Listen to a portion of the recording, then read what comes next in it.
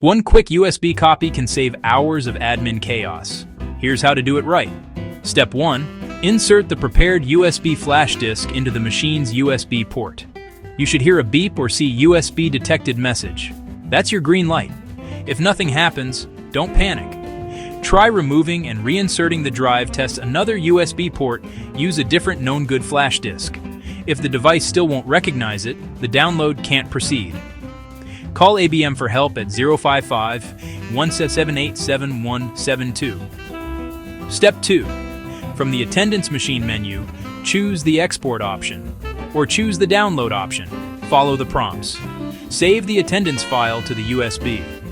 Typical machines create a folder, or create a file labeled with dates and user IDs. Confirm the file appears on the USB before removing it. Open the folder on a computer if you can. Step 3. Safely eject the USB using the machine's eject option, or use your computer's Safely Remove feature. This avoids corrupted files and missing punches. Why it matters. Accurate USB downloads keep ABM timesheets correct. This ensures payroll runs smoothly.